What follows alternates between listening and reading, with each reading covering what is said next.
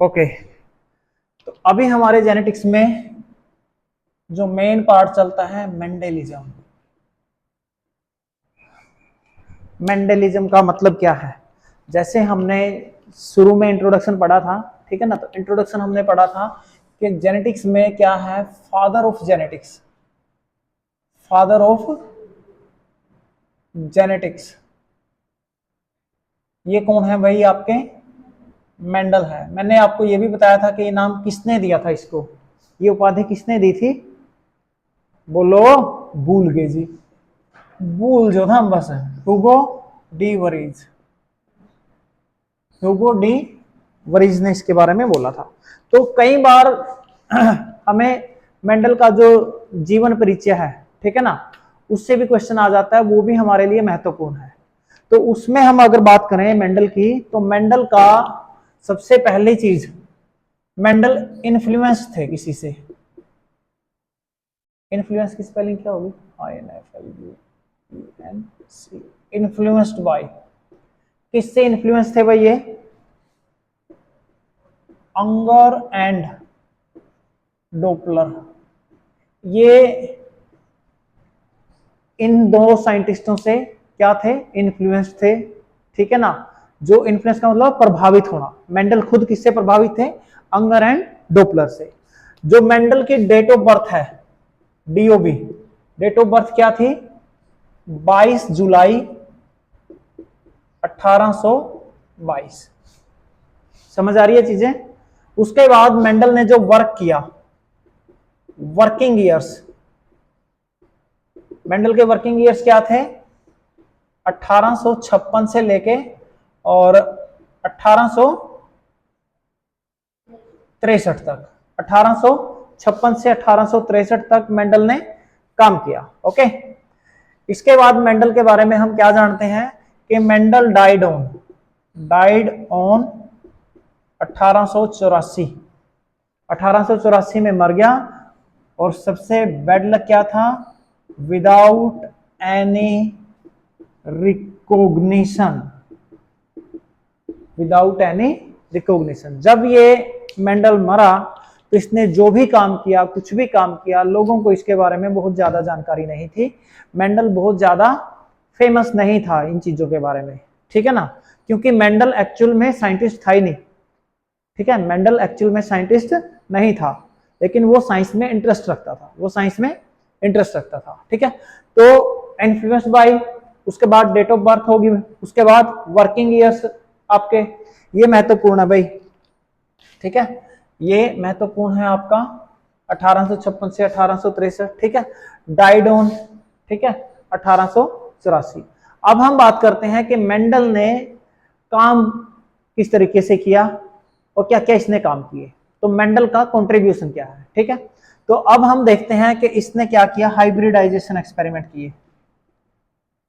Hybridisation experiment, ये experiment इसने किस पे किए, ये बहुत बार पूछा जाता है। तो ये किए इसने पाइसम सेटाइवम, यानी कि पी प्लांट पर। किस पे किए? पी प्लांट पर। किसने किए? मेंडल ने। जो अपने एक्सपेरिमेंट किए वो पाइसम स्टाइगम पे किए। अब क्वेश्चन आता है, हमारे पास आ सकता है बोर्ड के एग्जाम में, कि भाई why he select P plant, why he select P plant. ठीक है, उसके कारण क्या थे, बता दो।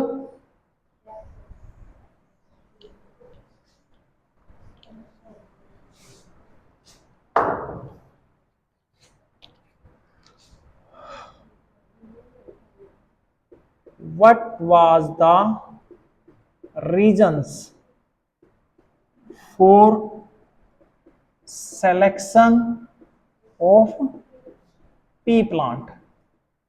पी प्लांट जो सिलेक्ट करने के पीछे क्या कारण थे, ठीक है ना। तो इसमें हम देखते हैं कि पहला जो कारण है, ठीक है, जो फर्स्ट कारण था आपका, वो क्या था? It's life cycle, it's life span is short. जो मटर का पौधा है उसका जो लाइफ साइकिल है वो बहुत छोटा था, ठीक है ना। दूसरा क्या है? Predominated, self pollination. थर्ड क्या है, cross pollination was easy in P plant. उसके बाद क्या है, abundant seed production. Abundant seed production यानी कि बहुत सारे सीड्स क्या हैं, एक ही बार में वहां से निकल रहे थे, जिस पर उसको एक्सपेरिमेंट करना आसान था। और सबसे महत्वपूर्ण है वो क्या है, it's contrasting characters. Contrasting characters, contrasting character का मतलब होता है कि जो कैरेक्टर के अंदर डिफरेंस है वो क्लियर था। जो कैरेक्टर के अंदर डिफरेंस है वो क्लियर था। एक बहुत लंबा है तो दूसरा बोना है, ठीक है ना। एक का अगर कलर ग्रीन है तो दूसरे का क्या है, जैसे हम सीड कोट का कलर करते हैं, एक का ग्रीन है तो दूसरे का येलो है। तो ये कंट्रास्टिंग कैरेक्टर थे। कंट्रास्ट कैरेक्टर होने की वजह से क्या है, इसको स्टडी करना आसान था। तो ये कुछ ऐसे कैरेक्टर्स थे जिसकी वजह से उसने मेंडल ने क्या किया, पी प्लांट को उठाया कि भाई मैं इस पे स्टडी करता हूं। ठीक है, अब हम देखते हैं कि वो कौन कौन से ऐसे कैरेक्टर थे जिनके ऊपर मेंडल ने काम किया। ठीक है,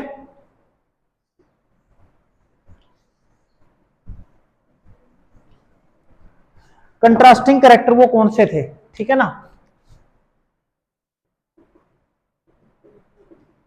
कंट्रास्टिंग कैरेक्टर्स की लिस्ट है हमारे पास। अब कंट्रास्टिंग कैरेक्टर कौन कौन से हैं हमारे पास, ठीक है ना। तो पहला कैरेक्टर है भाई आपका प्लांट हाइट। Plant height. दूसरा कैरेक्टर है हमारे पास पोड कलर। तीसरा है पोड शेप। पोड समझ रहे हो बेटा, अरे मटर के दाने जिसके अंदर होते हैं, मटर नहीं देखा तो फिर गर्दन ही ला रहे हैं। Seed coat,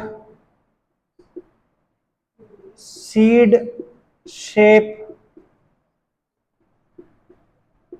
flower colour, flower position. अब इनमें डोमिनेंट पोजीशन का मतलब क्या है और रिसेसिव का क्या है, यानी कि किस कैरेक्टर को आपने डोमिनेंट माना और किस को आपने रिसेसिव माना। ठीक है, अगर मान लो प्लांट हाइट क्या है, टाल है, तो ये डोमिनेंट कैरेक्टर है। अगर ड्वार्फ है तो ये रिसेसिव कैरेक्टर है। पोड का कलर अगर आपका ग्रीन है तो ये डोमिनेंट कैरेक्टर है। अगर येलो है तो ये रिसेसिव कैरेक्टर है। पोड का शेप अगर इन्फ्लेटेड है तो ये डोमिनेंट है। अगर कंस्ट्रिक्टेड है तो ये रिसेसिव कैरेक्टर है। सीड कोट अगर ग्रीन है तो ये डोमिनेंट कैरेक्टर है, और अगर येलो है तो ये रिसेसिव है। सीड का शेप अगर राउंड है तो ये डोमिनेंट कैरेक्टर है, और अगर रिंकल्ड है, रिंकल्ड क्या होता है, जैसे बुश हो ऐसा नहीं कह रहे हैं, जिसमें रिंकल्ड पड़ी हुई है, झुर्रीदार। हाँ, रिंकल्ड मतलब झुर्रीदार।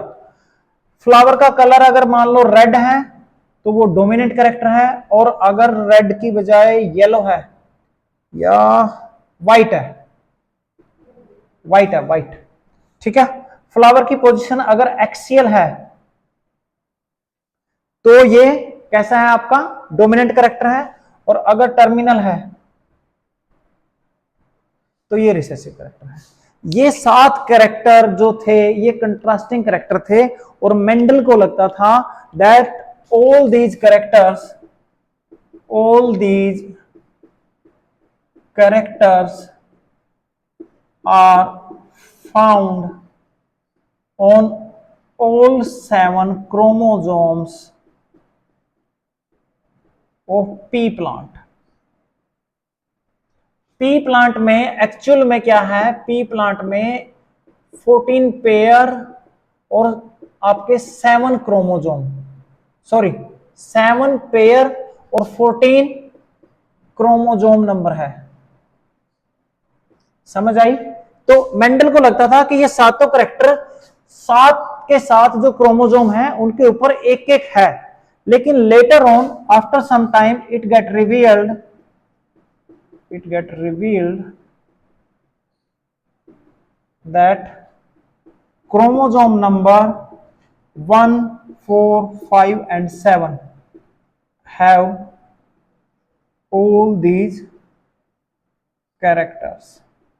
ये बहुत ही इंपॉर्टेंट है हर लिहाज से, ठीक है ना, ये बहुत ही इंपॉर्टेंट है हर लिहाज से कि जो 7 कैरेक्टर्स थे वो 7 अलग अलग क्रोमोजोम पे नहीं थे, बल्कि 1, 4, 5 और 7 नंबर क्रोमोजोम के ऊपर मौजूद थे। समझ आ रही है चीजें? हाँ भाई रमना, पक्की बात है। ओके, तो ये हमने क्या देखा, कंट्रास्टिंग कैरेक्टर, यानी कि जो बिल्कुल डिफरेंट है, जिनके अंदर जो डिफरेंस करना बहुत इजी है, ठीक है ना। तो ये कैरेक्टर्स थे जो मेंडल ने स्टडी किए। अब मेंडल ने जो कामयाबी हासिल की, ठीक है ना, उसका क्या कारण था, उसका क्या कारण था वो भी हमें देखना है। ये पूरा मेंडलिज्म तभी होगा हमारा, ठीक है। डस्टर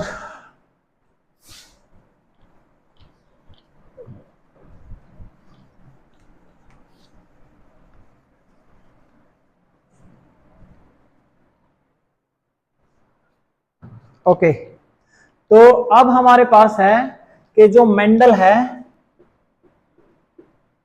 मेंडल ने इतनी सारी जो सक्सेस है उसका क्या रीजन है, उसका क्या रीजन है, मेंडल की सक्सेस की स्टोरी के पीछे कारण क्या है।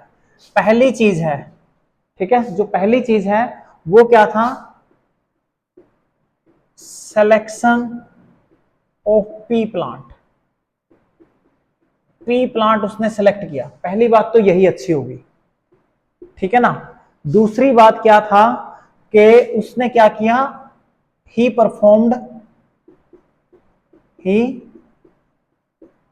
Performed बैक्रॉस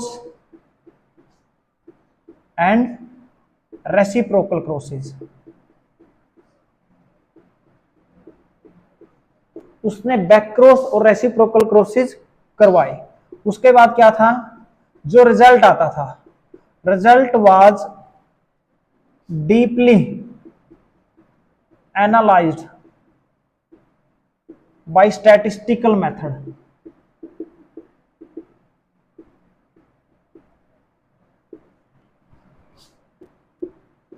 he took single character at one time। जब भी उसने काम किया तो एक कैरेक्टर को पकड़ के काम किया, ऐसा नहीं है कि आपाधापी मचाई, एक कैरेक्टर पकड़ा उसी के ऊपर उसने काम किया। और सबसे इंपॉर्टेंट और सबसे महत्वपूर्ण बात क्या थी, वो थी कि linkage was absent in P plant. उस टाइम पे लिंकेज पी प्लांट के अंदर हम क्या देखते हैं, एब्सेंट थी। अगर लिंकेज होती तो इतने कंट्रास्टिंग कैरेक्टर्स को स्टडी करना मुश्किल होता। तो इसका मतलब क्या है कि उसने पी प्लांट, ये उसकी किस्मत अच्छी थी कि उसने शुरू में उसी को उठाया, फिर उसने बैक क्रॉस रेसिप्रोकल क्रॉस करवाए, रिजल्ट वाज स्टैटिस्टिकली एनालाइज्ड, उसके बाद सिंगल कैरेक्टर एक टाइम पे किया, उसके बाद लिंकेज एब्सेंट थी, ठीक है ना। तो ये सारे क्या थे, ये उसकी फेवर में गई चीजें, ये सारी उसकी फेवर में गई चीजें। अब लास्ट पॉइंट है मेंडल के बारे में कि जो मेंडल है इतना काम करने के बाद भी उसको किसी ने रिकॉग्नाइज क्यों नहीं किया। उससे पहले हम देख लेते हैं कि मेंडल का जो काम था उसको रिपब्लिश किसने किया, ठीक है ना, ये बहुत महत्वपूर्ण है। मेंडल तो मर गया था ना 1884 में, 1884 में चल बसा मेंडल। उसके बाद क्या हुआ कि 1901 में कुछ साइंटिस्ट आए जो काम कर रहे थे। उनमें पहला था ह्यूगो डी वरीज, दूसरा था कार्ल कोरेंस, और तीसरा था वेंशमार्क।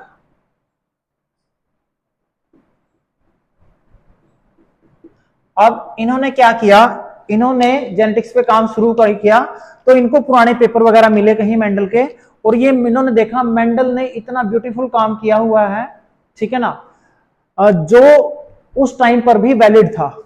तो इन्होंने क्या किया, रीडिस्कवरी ऑफ मेंडल्स वर्क, ठीक है ना, री डिस्कवर द मेंडल वर्क।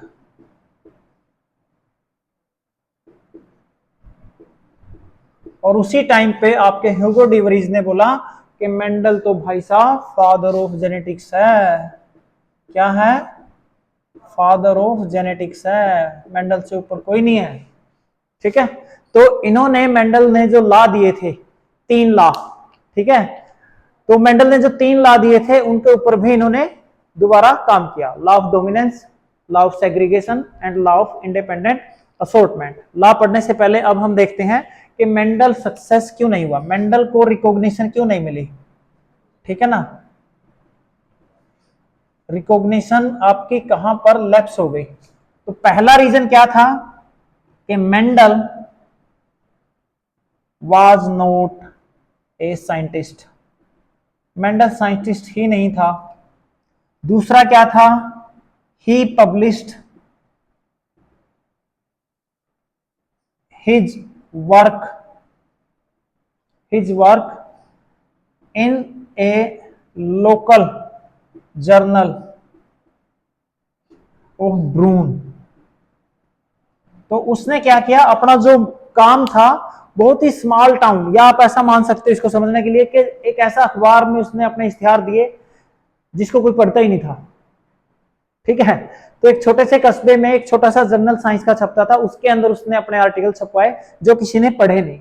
और सबसे महत्वपूर्ण बात क्या थी कि उस टाइम पे आपका जो चार्लिस डार्विन था, चार्लिस डार्विन वाज वेरी, हाँ बेटे, ये यहां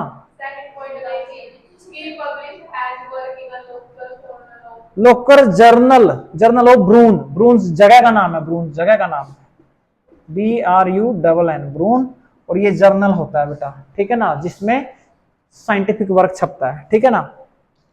तो Charlie Darwin was very famous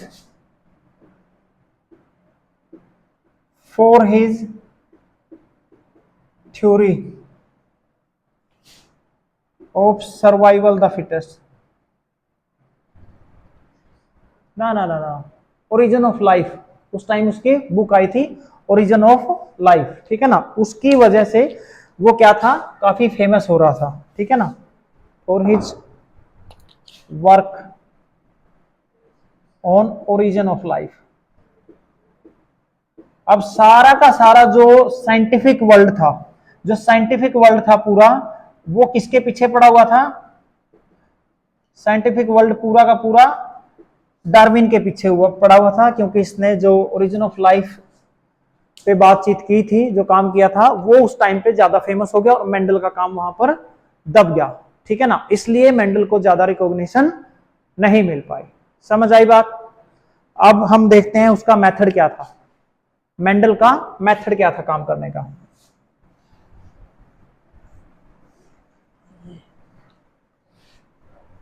bore तो नहीं हो रहे, हाँ भाई, सही मजे आ रहे हैं, ठीक है, okay. Mode of working, Mendel ने क्या किया भाई, इमेस्कुलेशन किया, उसके बाद बैगिंग, और उसके बाद रीबैगिंग। अब ये तीनों चीजें आपको समझनी है, ठीक है ना। इमेस्कुलेशन क्या होती है, इमेस्कुलेशन में उसने क्या किया, इमेस्कुलेशन में मेंडल ने क्या किया, he removed the pollen grain from the flower when it was in bud position, यानी कि जब तक तो बड ही थी वो, ठीक है ना, जो फ्लावर था इमेच्योर था, वो बड फॉर्म में था, उसी टाइम पे मेंडल ने क्या किया, उस फ्लावर के सारे पोलन ग्रेन हटा दिए, ठीक है ना। जैसे पोलन ग्रेन हटाए तो उसने बैगिंग की, क्या की, bagging, to cover the remaining part of flower to prevent contamination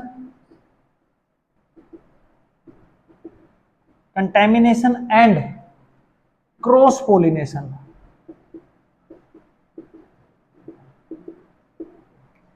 ठीक है ना, cover the remaining part of flower. अब मान लो हमने क्या किया, जैसे मान लो देखो बेटा, ये मान लो फ्लावर है, बड पोजीशन में है, ठीक है ना, ये क्या था, पोलन ग्रेन था, ये पोलन ग्रेन था, हटा दिया। अब इस फ्लावर में ये फीमेल पार्ट रह गया, क्या रह गया, फीमेल पार्ट। अब ये फीमेल पार्ट रह गया ना, तो ये बड पोजीशन में ही था, ये हटाए, इसको रैप कर दिया, रैप कर दिया, क्यों कर दिया, ताकि कोई और पोलन ग्रेन इस पर ना आ जाए या कोई कंटेमिनेशन ना हो जाए। उसके बाद क्या किया, he wait for the maturity of the flower, उसके बाद फ्लावर के मैच्योर होने का वेट किया, ठीक है ना। अब क्या किया, wait for the maturity of flower. अब उसने क्या किया, जब फ्लावर मैच्योर हो गया, then pollinate the flower with desired pollen grain. अब उसने क्या किया, उस फ्लावर पर जैसा वो चाहता था वैसा ही पोलिनेशन करवाया, एंड रीबैग इट, ठीक है ना, टिल मैच्योरिटी। उसके बाद फिर से बैगिंग की, कब तक, जब तक उसके अंदर पूरा प्रोसेस कंप्लीट नहीं हो गया, और उसके बाद फिर लास्ट में उसको जो फ्रूट मिला, ठीक है ना, फिर वो उसको जैसा वो डिजायर्ड कैरेक्टर चाहता था उस प्रकार का फ्रूट उसको मिला। इस टेक्निक को क्या कहते हैं, emasculation bagging and rebagging technique. Emasculation में उसने क्या किया, from the bud position all the male parts, all the pollen grain removed from the flower. उसके बाद जो स्टिग्मा वाला पार्ट है उस फ्लावर को उसने बटर पेपर वगैरह से क्या किया, रैप किया, कंटेमिनेशन और क्रॉस पोलिनेशन को रोकने के लिए। फिर फ्लावर मैच्योर होने के बाद उसने डिजायर्ड पोलन, जैसे वो चाहता था वैसे पोलन ग्रेन के साथ उसका पोलिनेशन करवाया। उसके बाद फिर आपका जो फ्रूट बनेगा वो कैसा बनेगा, डिजायर्ड कैरेक्टर के साथ बनेगा। तो ये तरीका किसका था, मेंडल का। यहां पर अभी हमारे पास मेंडलिज्म को कंप्लीट करने से पहले हमारे पास 3 लॉ रह जाते हैं, उसके बाद फिर हमारा शुरू हो जाता है पोस्ट मेंडेलियन जेनेटिक्स। ये तीनों लॉ करते हैं अगली क्लास में, क्लियर है।